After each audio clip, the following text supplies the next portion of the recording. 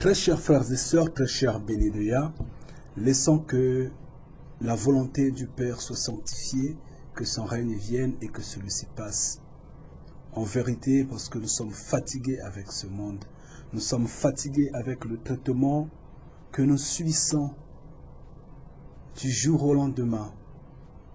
Un traitement sans répit, avec tout ce qui est empoisonné que nous mangeons, que nous buvons, avec toutes ces maladies, ces intempéries et toutes ces guerres et tout ce qui semble nous éloigner de l'Esprit du Père. Nous supplions le Père de faire de telle sorte que son règne vienne, que celui-ci passe, sinon nous serons tous perdus. Et sur ça, je dirais Amen. Très chers frères et sœurs, aujourd'hui nous allons parler de la fin. Comme j'en parle toujours, comme nous en parlons toujours, nous discutons toujours sur la fin. La vérité est que l'heure vient à laquelle on dira « Heureux les morts parce qu'ils sont en paix ». Heureux les morts. Cette heure est presque là. Oui. L'heure à laquelle chacun va envier un mort en disant « Il fallait que je sois lui. Il fallait que je sois à sa place. » Parce que le mort est en paix. Continuez de jouer l'innocence face au péché. Vous tous, qui avez pour consolateur ceux qui vous disent que le péché se pardonne, que Dieu pardonne le péché. Il vous aveugle, oui, il vous aveugle en vous égarant. Et vous en trouvez consolation. Vous en trouvez plaisir et joie parce que le mensonge vous soulage. Le mensonge vous fait du bien. Vous ne savez pas que le péché, comme je dirais, le pardon du péché est un piège. Il est un piège auquel tous ceux qui ont mangé la graine du Vatican, la graine que le Vatican a sémée, a cultivée, s'égarent. Dans ce piège-là, ils s'égarent. Ils s'égarent sans réfléchir, sans avoir un instant de réflexion. Et finalement, la débauche est à leur porte. Et ce piège, il est grand. Il est vraiment un grand piège. Je dirais, dans un premier temps, que Dieu Esprit, omniscient, omnipotent, omniprésent, n'existe pas. Ça, c'est le premier piège dans ça. Et c'est quand même aberrant, c'est inconcevable que quelque chose qui n'a aucun fondement puisse pardonner, assister ou aimer quelqu'un. En quoi Dieu vous aime? En quoi Dieu vous pardonne les péchés? Et le péché lui-même en tant que péché ne se pardonne pas. Je vous le dis en vérité qu'aucun péché ne se pardonne bien avant le jugement. Bien avant le dernier jour, il n'y a pas le péché qui se pardonne. Tout ce que vous faites, du bien ou du mal, que vous le faites en bien et que vous le faites en mal, il est cantonné. Comme on met quelque chose dans le congélateur, il est cantonné. Et vous allez en rendre compte. Bien sûr, au dernier jour, vous allez en rendre compte auprès du Père. Ça, c'est comme ça. Et ça, la Bible est claire. La Bible le démontre bien que le péché ne se pardonne pas bien avant le jugement. Voilà que nous appelons, nous les bénis de Yahweh, nous appelons les gens de bien réfléchir avant de poser un acte. Il faudra bien réfléchir. Parce que tout ce que vous posez comme acte est consommé Alors, soyons clairs à ce point-là. En vertu de quoi ces autoproclamés religieux disent aux gens, disent à leurs adeptes que ce Dieu inexistant pardonne le péché. En vertu de quoi? Quand on lit Jude, Jude est explicite à propos du péché. Le péché ne se pardonne pas. Non, pas du tout. Pas avant le jugement. Surtout pas avant le jugement. Le Père en décidera lui-même. Et la conséquence de cette théorie, de cette conception religieuse qui embrouille les gens, qui fait dormir les gens, qui égare les gens, est que les religieux commettent des péchés sur péchés. Ils commettent péché sur péché en jouant avec la miséricorde de Yah. Ils font des confessions en égarant les gens. Mais oui, la confession du péché vous égare. Et vous ne vous en rendez pas compte. Mais lisez la Bible. La Bible est claire. Aucun péché ne se pardonne. Tous les prophètes qui sont passés, j'insiste, tous les prophètes qui sont passés ont parlé de la destruction des nations. Ils ont parlé de l'attachement sans faille de notre Créateur Yah avec son peuple. Et donc je dirais l'attachement de Yah, le Créateur, à son peuple, les Israélites. Ils ont parlé de la fin des temps. Ils ont parlé du royaume des cieux. Tous, j'insiste bien. Mais ce qui est curieux avec ces autoproclamés religieux, ces autoproclamés pasteurs, prêtres, apôtres, papes, monseigneurs et beaucoup d'autres de ces cardinaux-là, ce qui est curieux est que ils épaulent les soi-disant droits de l'homme en apportant l'égalité au sein de l'Église, au sein de la communauté, d'où ils arrachent la tête du peuple élu, oubliant qu'il est écrit noir sur blanc, l'hébreu d'abord, puis le reste après. Comme je dirais, l'israélite d'abord, puis le grec ensuite. Et comme je pourrais dire donc, l'Israël d'abord et le reste du monde après.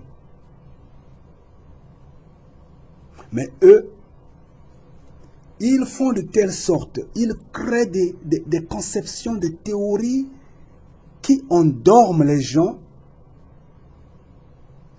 de telle sorte que l'attachement du Père à ses propres enfants est du coup remis en question. Du coup, tout simplement parce que les autoproclamés religieux ont laissé une race de vipères usurper l'identité des Israélites. Et du coup, les propriétaires deviennent locataires. Ils deviennent des mendiants. C'est curieux. Aucun de ces autoproclamés religieux, de ces autoproclamés guides, ne parle de la destruction des nations.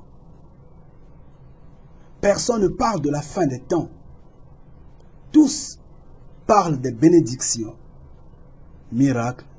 L'or et l'argent appartiennent à Dieu, ce soi-disant esprit inefficace.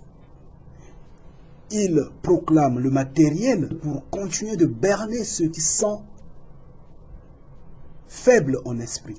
S'ils prennent un peu du temps à parler de la destruction des nations, ils le font avec tendresse. Ils utilisent des mots souples, des mots tendres, en berçant les gens de telle sorte que non, mais ne vous en faites pas, vous qui êtes élus, vous serez enlevés, personne ne va vivre le châtiment, personne. Mais pendant ce temps, les gens sont en train de mourir, les gens sont en train de souffrir, les gens sont en train de manquer même la livaquine pour se soigner, les gens sont en train de manquer le pain pour manger. Mais eux, ils disent non, calmez-vous, calmez-vous, Dieu va vous enlever. Vous ne verrez pas le châtiment, vous ne verrez pas ces douleurs d'enfantement. Ils utilisent les mots tendres.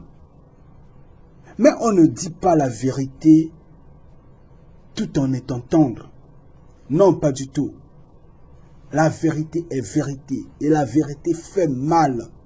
Bien qu'elle restaure la vie, mais elle fait mal. Et quand vous prêchez la vérité, vous devrez faire mal. Si vous ne faites pas mal, c'est que vous ne dites pas la vérité.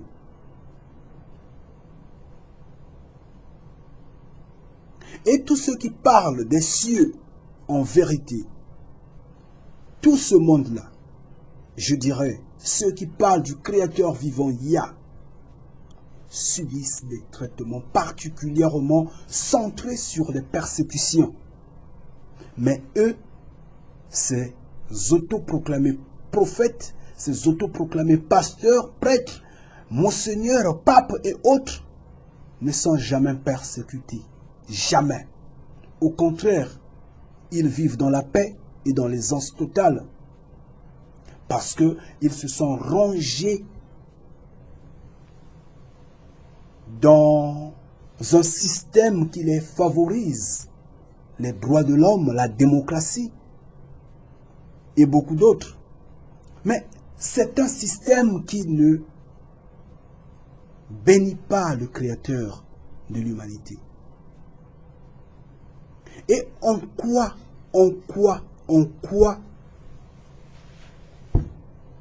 ils sont guides? En quoi, étant donné qu'il ne devrait plus normalement exister des guides? Nous sommes tous frères. C'est ce que le Messie a toujours dit. Le Messie a insisté. Nous sommes tous frères. Alors pourquoi sont-ils guides? Et moi, j'ai toujours dit ceci.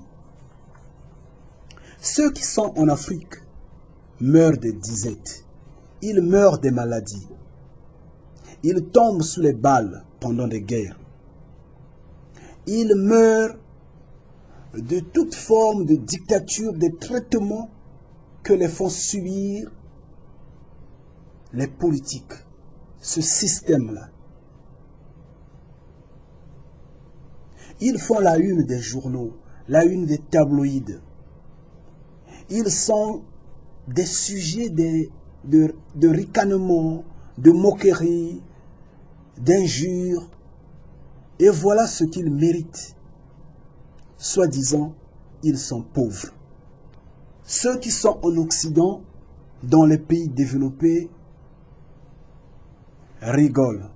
Et ils en trouvent une occasion de faire du business. Ils en trouvent des occasions de faire du commerce. Ils réalisent leur ambition reptilienne. Ils font valoir leurs désirs égoïstes, les désirs diaboliques, en manifestant des lamentations. Et c'est une forme de compassion, des envies d'aider ou d'assister ceux qui sont dans des douleurs et pleurent en Afrique. Et ceux qui tombent dans leurs pièges, ceux qui se font attraper dans leur malice, ces pauvres personnes aux sentiments tendres, ceux qui ont la main facile n'hésitent pas à donner. Et ils donnent selon les exigences de ceux qui les obligent à faire des dons. Malheureusement, tout l'argent ou les biens qu'ils collectent n'arrivent pas à bon port. Malheureusement, ça n'arrive pas à bon port. Et ça, c'est ce qu'on appelle de l'escroquerie, de l'arnaque, du vol, de la ruse totale. Mais c'est bien parce que ça fait vivre. C'est bien parce que la machine du diable fonctionne. C'est bien. Et vous qui êtes en Occident, vous qui êtes dans ces pays développés-là, vous auxquels le malheur ne frappe jamais, continuez de vous amuser, continuez de porter les perruques, allez dans des manifestations, fêtes, anniversaires et autres. Continuez de vous décaper la peau, de vous tatouer la peau, de porter 10 boucles d'oreilles sur, je ne sais pas, le nez ou sur le ventre ou sur l'oreille. Allez, continuez, amusez-vous. Rigolez, mangez vos morceaux de poulet qui grandissent au bout de 2 semaines. Continuez de boire ces boissons alcoolisées. Continuez de boire ces Coca-Cola, Pepsi et autres. Enivrez-vous de la cigarette et de ces drogues-là. Continuez. Acclamez ce système-là. Acclamez vos dirigeants. C'est bien. Mais l'heure est là. Les grains saumons dedans sont là. L'heure auquel vous allez envier, vous allez dire, il fallait que je sois lui, il fallait que je sois celui-là, ce mort-là. L'heure auquel le mort sera envié arrive et il est là. Amusez-vous, amusez-vous. Il crée des organisations charitables, il crée des associations, des mouvements, soi-disant pour venir en aide à ceux qui sont en train de souffrir de l'autre côté, en Afrique là-bas, dans ces soi-disant pays pauvres, parce que eux, ils sont pauvres. Ils collectent de l'argent pour payer leurs factures, pour s'acheter des maisons, pour eux et leur famille. C'est bien. Mais est-ce qu'ils pensent de quoi eux en Occident, de quoi eux dans les pays développés seront frappés? Puisque l'Afrique est en train d'être frappée chaque instant. Mais qu'est-ce que eux ils vont subir? Tout en notant que la fin est là, la fin arrive, la fin est déjà là. Mais avant que la fin n'arrive, eux qu'est-ce qu'ils ont? Qu'est-ce qu'ils vont subir en Occident? Est-ce que vous prenez un peu du temps à réfléchir dessus? Mais je vous dirai ce que Yeshua disait. Priez le Père de telle sorte que cela n'arrive pas en hiver. Priez le Père de telle sorte que cela ne vous arrive pas en hiver. Et nous savons tous qu'en Occident, tout se fait grâce au gaz. Bien sûr qu'il faut avoir de l'électricité également. Mais sans le gaz, vous allez grelotter. Et quand cela arrivera, est-ce que vous êtes rassuré d'avoir du gaz? Il y en aura peut-être. Mais si on vous oblige, avant d'acheter le gaz, il faudrait que vous ayez cette puce-là dans votre corps, sur votre peau, dans votre peau. Est-ce que vous serez capable d'avoir du gaz sans cette puce-là? Est-ce que vous pensez un instant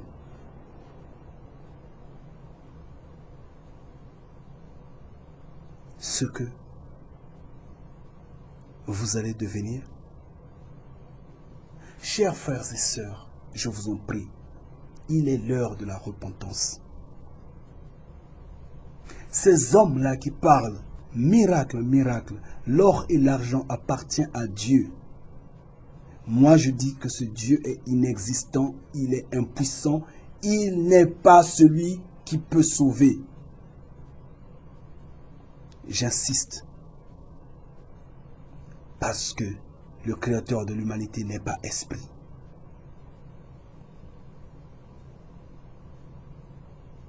Le jour où vous allez chercher ce Dieu, il sera incapable de vous aider, de vous assister, et vous allez vous en rendre compte que vous avez perdu du temps à chercher son visage,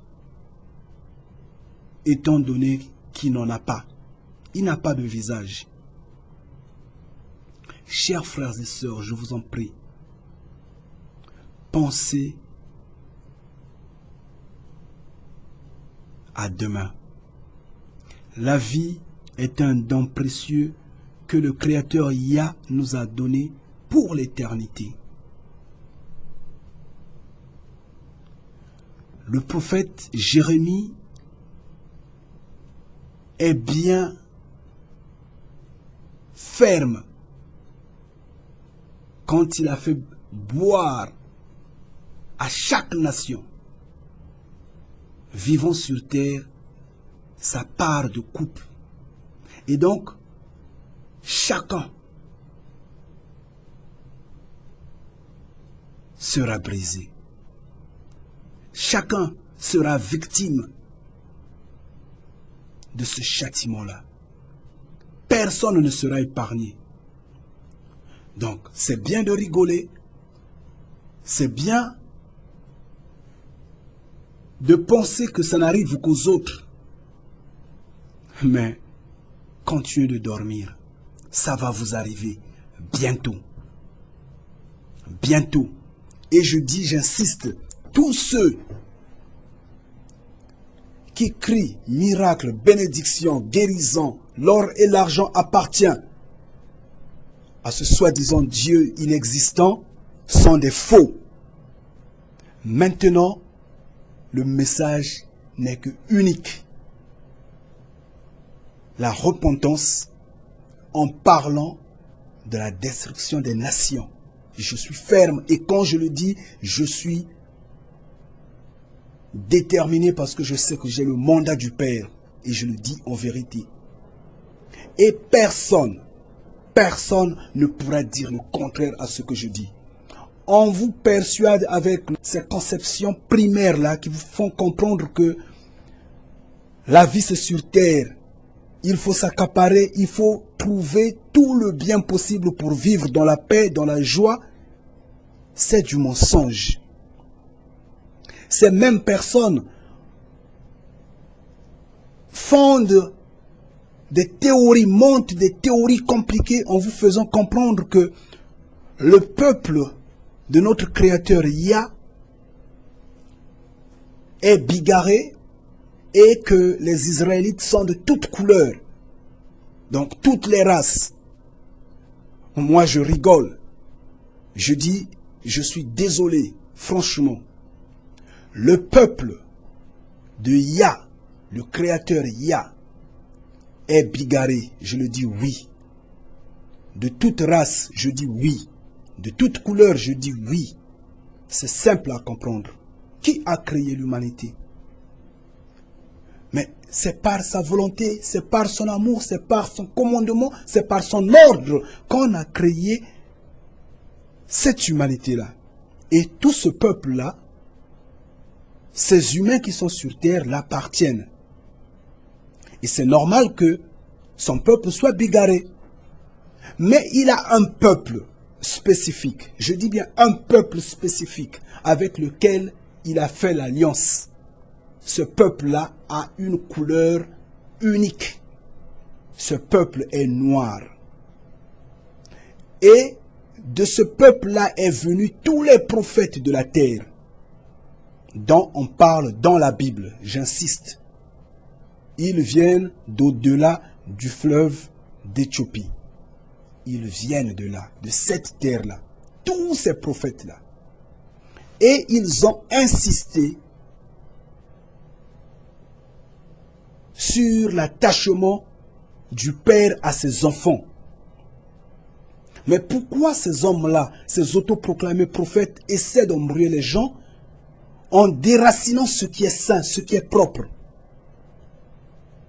Moi, je ne parle pas du métissage. Si ce peuple-là s'est embrouillé, s'est laissé corrompre, s'est laissé dans le péché de telle sorte à briser le commandement du Père et finalement est parti dans le métissage, a eu des enfants avec d'autres races, ça le Père va juger.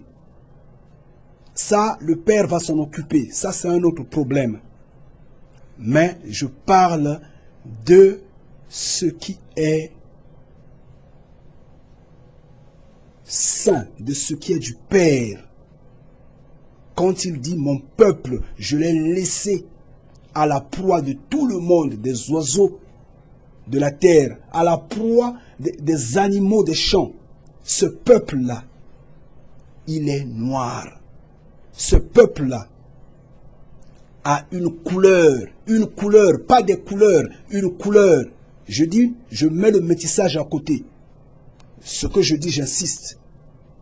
Ça, le Père lui-même va juger. C'est votre sang, oui, il va juger. Je ne suis pas là. Moi, je parle de ce qui est originel. Et en ce jour-là, quel que soit le camp où vous serez, que vous soyez destiné à la destruction, que vous soyez destiné pour le paradis, vous le verrez, ce peuple-là, debout, ensemble avec le premier-né. Et vous le verrez tous, ils auront la même couleur et vous allez vous dire oui. Que ces hommes qui vous trompaient, qui vous disaient que ce peuple-là, c'est de toute race, de toute couleur, c'est des trompeurs. Mais je ne dis pas, j'insiste, je ne dis pas que les autres races ne seront pas élues. Oui, ils seront également élus, ils seront également sauvés. Parce que le Père avait mis son amour dans leur création. Mais il faudra savoir transmettre les choses. Dans toute chose, il y a la tête. Dans toute chose. Et ce peuple-là en est la tête. Ça, c'est comme ça. C'est pas pour rien. Lui-même, le Créateur, on a dit que ça, c'est ma propriété. C'est mon fils. C'est mon héritier. Mais il sait que l'Égypte en est son peuple. Il sait que la Syrie en est son peuple. Il sait que l'Éthiopie en est, ainsi de suite. Et ces armées étrangères qui s'emparent de la terre sainte, qui détruisent la terre africaine, qui du jour au jour ne fait que renverser le sang africain. Et ceux qui les aident, leurs éclaireurs, ceux qui ont fait que ce système-là puisse prendre place, ceux qui ont fait que ce système-là soit officialisé, soit authentifié, ceux qui font que ceux qui ont usurpé l'identité des Israélites puissent continuer à dominer sur les vrais Israélites. Continuez de vous amuser. Mais la fin, elle est là. Je vous le dis en vérité, que la fin est là. Certainement que vous croyez que l'OTAN va vous sauver et que la police de vos États respectifs vous sauvera et que le système social occidental vous sauvera. Peut-être que vous le croyez. Que tout le confort, tout l'argent, tous ces immeubles qu'il y a en Occident feront de vous éternel. Peut-être que vous le croyez. C'est pourquoi vous vous rangez derrière cette malice qui encourage ce système-là. Allez continuer, allez voter. Oui, mais n'oubliez pas que chaque fois que vous votez, vous dites que l'Antichrist domine sur nous, que l'Antichrist nous dirige. Oui, vous devez vous en rendre compte que la démocratie n'est pas la politique de Yah. Vous devrez le savoir. Si vous ne le savez pas, je vous le dis, j'insiste que les droits de l'homme ne sont pas les lois de Yahweh. Et donc, toutes les fois que vous vous rangez derrière ce système-là, vous vous séparez du Père. Je vous le dis et j'insiste. Vous croyez que l'OTAN va vous sauver, que l'armée américaine est là pour vous. Vous rêvez. Vous rêvez, je vous le dis. L'heure des grincements des dents est arrivée. Quand il y a eu Katrina, l'armée américaine avait disparu. Quand il y a des cyclones ou quand il y a des catastrophes naturelles, à l'instant T, toutes ces armées-là disparaissent. C'est bien après qu'ils viennent pour rembler les dégâts là, et ramasser les débris et autres, retrouver les corps et autres. Ça, c'est tout le monde peut le faire. Mais c'est pas eux qui vont sauver. Avant tout, ce sont les humains. Et ils sont voués à la destruction.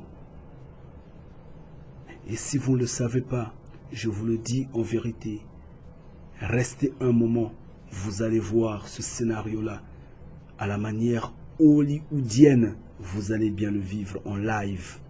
Oui, je vous le dis en vérité, j'insiste.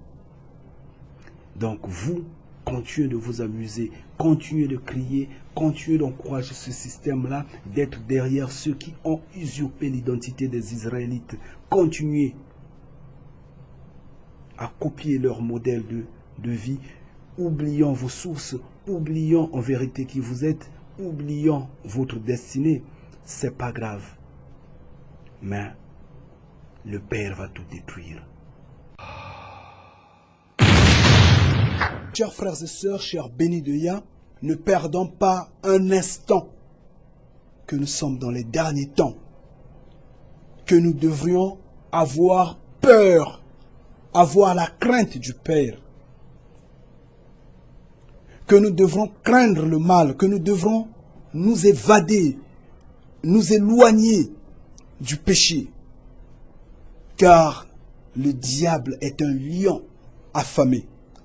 J'insiste, il est affamé et il est en train de rougir. Il tourne là.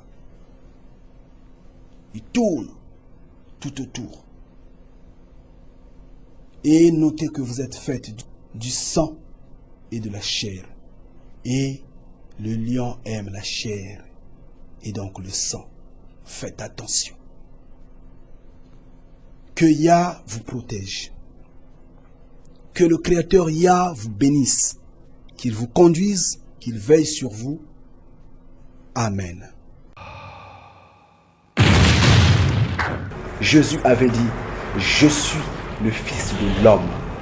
Il n'avait jamais dit, je suis le Fils de l'Esprit, n'est-ce pas? Il faut réfléchir. Il faut réfléchir. Quand on vous dit la vérité, vous boitez parce que vous marchez sur des épines. Je comprends votre doute. Je le sais. Mais Yahvé fera que vous l'acceptez. Même si vous la refusez, elle est une vérité. Elle va vous percer. Elle va vous toucher. Vous avez des yeux voilés. Ouvrez vos yeux. Le cerveau. L'heure est arrivée pour vous repentir. Je répète et j'insiste.